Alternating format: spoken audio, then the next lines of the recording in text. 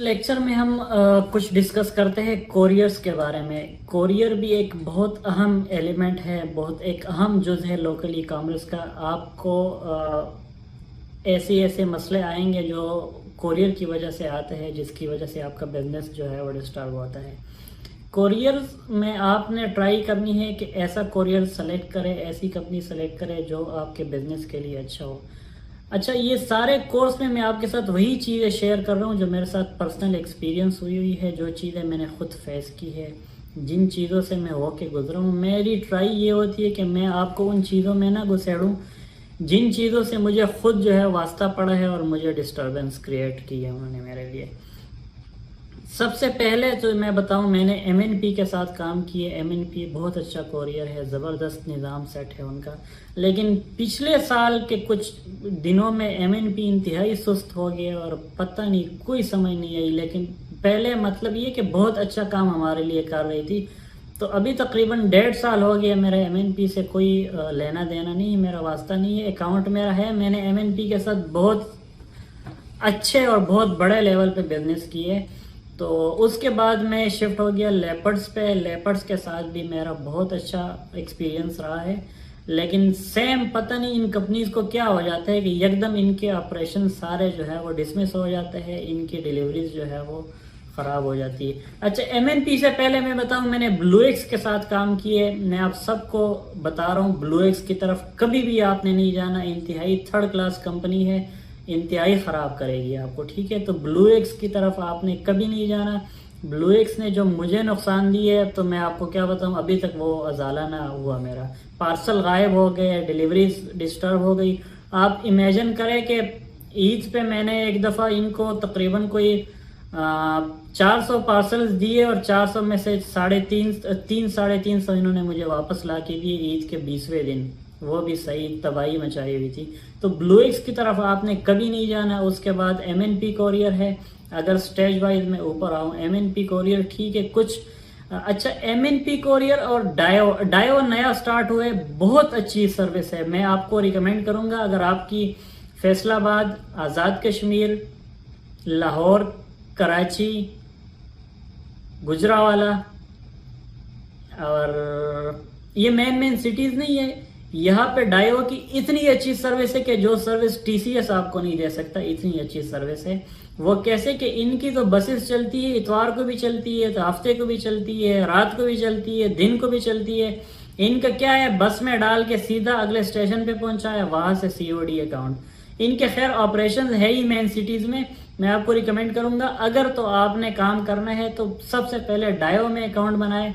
डायो आपको अच्छे रेट्स भी देगा और दूसरा ये कि डायो की बहुत ज़्यादा क्विक सर्विस है। मतलब अगले दिन सुबह आपका पार्सल पहुंचा होता है। आपने आज रात को इनको दिया ना, सुबह लाहौर में ले लें, सुबह लाहौर में पहुंचा होता है, इस्लामाबाद से लाहौर, कराची, पेशावर, ठीक है। तो सबसे पहले अगर आपको मेन सिटीज से ऑर्डर आते हैं तो आपने डायो की सर्विस यूज़ करनी है। उसके बाद जो है वो डायो और टीसीएस ये तकरीबन सेम काम करती है मेन सिटीज़ में। टीसीएस की जो टीसीएस नहीं, लेपर्ड्स की बात कर रहा हूँ। लेपर्ड्स, एमएनपी, डायो, इनकी मेन सिटीज में अच्छी ग्रिप है, बहुत अच्छी ग्रिप है। लेकिन रिकमेंड मैं आपको सिर्फ डायो करूँगा, ठीक है। टीसीएस मैं कंफ्यूज हो रहा हूँ। डायो तो मैंने आपको रिकमेंड किया मेन सिटीज के लिए, ठीक है। उसके बाद आता है जो लेपर्ड्स हो गया और एमएनपी हो गया।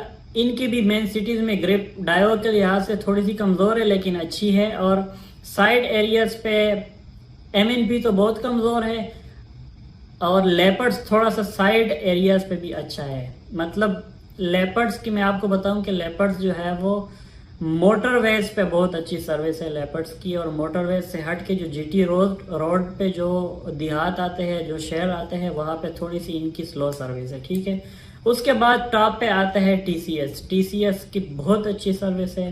टीसीएस के रेट्स आपको स्लाइटली महंगे पड़ेंगे लेकिन उस लिहाज से आपके रिटर्न्स बहुत कम आएंगे, उस लिहाज से आपके पार्सल्स बहुत जल्दी कस्टमर्स तक पहुंचेंगे। रेट्स की जहाँ तक बात है वो तो खैर मैं यहाँ वीडियो पे आपको नहीं बता सकता, लेकिन तरीक़ाकार मैं आपको बता देता हूँ कि आपने रेट्स कैसे लेने हैं। आपने रेट्स ऐसे लेने हैं कि जाके उनको बता देना है कि मेरे डेली 30 पार्सल्स टू 40 पार्सल है तो मुझे रेट दे, तो वो आपको अच्छा रेट देंगे। आप अगर जाके नया बोलेंगे कि मैं नया हूँ और ये, तो वो फिर आपको बहुत हैवी रेट्स देंगे। आपने जाके ऐसे प्रिटेंड करने हैं कि मैं ऑलरेडी काम कर रहा हूँ और मुझे अच्छे रेट्स मिल रहे हैं।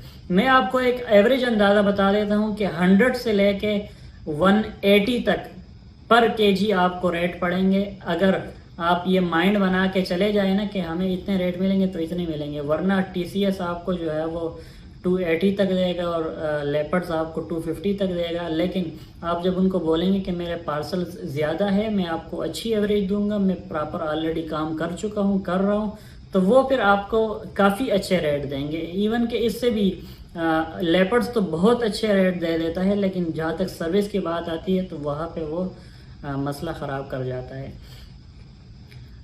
ये अच्छा, इसके अलावा एक प्लस पॉइंट ये है कि जो इन कंपनीज हैं ना, तो इनकी इंटीग्रेशन भी बड़े आराम से हो जाती है।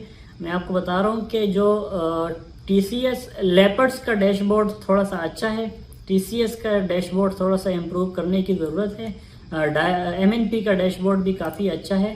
तो इसमें मैं अगर टीसीएस का आपको दिखाऊं, ये टीसीएस का मेन डैशबोर्ड है हमारे पास, ये ग्राफ में भी दिखाता है। लेकिन ये टीसीएस का मैं क्यों कह रहा हूँ कि इम्पोर्टेंट, कि यहाँ पे अगर मैं आपको ऑर्डर्स की तरफ अगर आपको आऊँ तो इनकी इंटीग्रेशन होती है शॉपिफाई के साथ और इनके डायरेक्ट स्लिप्स बनती है। फिर ये हमारे पास ऑर्डर आ गया, आपने जब अकाउंट बन जाए तो उनको बोल रहे हैं कि हमारे जो शॉपिफाई है उसके साथ आपने इंटीग्रेट कर देना है इसको, शॉपिफाई का जो स्टोर है उसको हमारे अकाउंट के साथ इंटीग्रेट कर देने हैं, फिर डायरेक्ट स्लिप बनेगी। वैसे तो अगर आपने स्लिप बनानी है तो बुकिंग में जाएंगे और बुकिंग के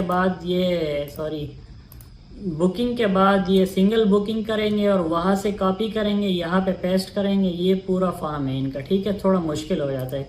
लेकिन यहाँ पे जब आएंगे तो यहाँ पे मोर एक्शंस, ये शिप बाय टीसीएस और ये मैनुअल बाय लेपर्ड्स, ठीक है। तो अब लेपर्ड्स की भी वो बन जाएगी और टीसीएस का भी ऑटो स्लिप, मतलब जितना फिल होना हो सकता है उतना फिल हो जाएगा।